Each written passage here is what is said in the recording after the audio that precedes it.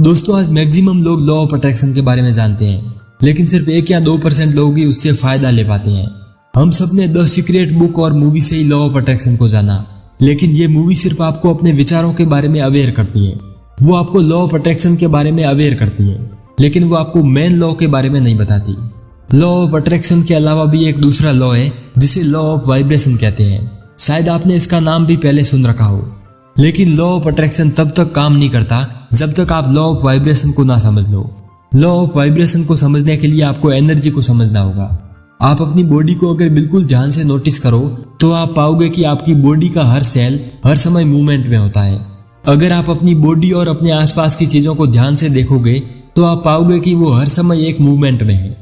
वो हमेशा एक एनर्जी से मूव होते रहते हैं। और अगर आपने इसको समझ लिया तो आपको लॉ ऑफ वाइब्रेशन को समझने में बहुत ज्यादा हेल्प मिलेगी। आपका माइंड आपके हर एक सेल पर असर करता है और आपका हर एक सेल एक मूवमेंट पर मूव कर रहा होता है और वो एक वाइब्रेशन में है। आपकी बॉडी और आप जिस रूम में भी हो उसकी दीवार भी वाइब्रेट कर रही है। आप इन वाइब्रेशंस को अपनी आंखों से नहीं देख सकते, लेकिन वो हर वक्त एक वाइब्रेशन में है। इसलिए मेन लॉ ऑफ वाइब्रेशन है। अगर आपको अपनी जिंदगी को बदलना है तो आपको लॉ ऑफ वाइब्रेशन को समझना होगा। आजकल लोग लॉ ऑफ अट्रैक्शन को समझ तो लेते हैं, लेकिन उन्हें उसका यूज करना नहीं आता। लॉ ऑफ अट्रैक्शन का मतलब सिर्फ ये नहीं है कि आप जैसा चाहते हो वैसा सिर्फ सोचो। आपको उस चीज से अपनी फीलिंग्स को जोड़ना होगा। आपको सही सोचना है, अपनी फीलिंग्स को वैसा रखना है। आपको इस तरीके से सोचना है और इस तरीके से अपनी फीलिंग्स को उससे जोड़ना है जैसे वो आपके साथ अभी हो रहा हो। अगर आप इस वाइब्रेशन में रहोगे तो आप उस वाइब्रेशन पर अटल रहोगे और धीरे धीरे आपकी तरफ वो चीज अट्रैक्ट होने लगेगी। चलिए पैसों का एग्जाम्पल ले लेते हैं।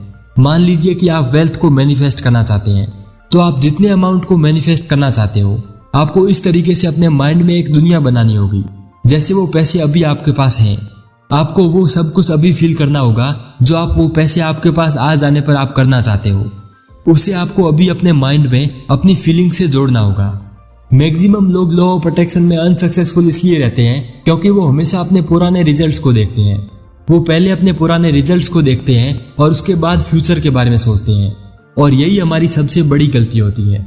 ध्यान रखो कि अगर आप किसी नेगेटिव रिजल्ट को देख रहे हो तो आप हमेशा नेगेटिव रिजल्ट ही बनाओगे, क्योंकि आपका अटेंशन और आपकी वाइब्रेशन नेगेटिव तरफ जा रही है। इसलिए हमेशा अपनी लाइफ में अच्छी चीजों को ढूंढिए, उन्हें नोटिस कीजिए और उसके लिए यूनिवर्स को थैंक यू कीजिए। इसके लिए ग्रेटिट्यूड का यूज कीजिए और फिर धीरे धीरे आप उस चीज को मैनिफेस्ट कर सकोगे। इसका मतलब ये बिल्कुल नहीं कि आप उसे एकदम से मैनिफेस्ट कर लोगे, और ये भी नहीं कि आपको उसके लिए एक्शन नहीं लेना पड़ेगा।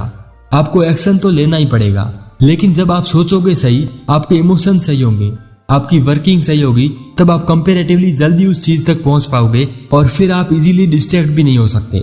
आप एक्शंस भी लोगे, आपके माइंड में नए नए आइडियाज भी आएंगे और आप बहुत जल्दी अपने गोल्स को अचीव कर लोगे। आप इस चीज को बिल्कुल ध्यान से समझो।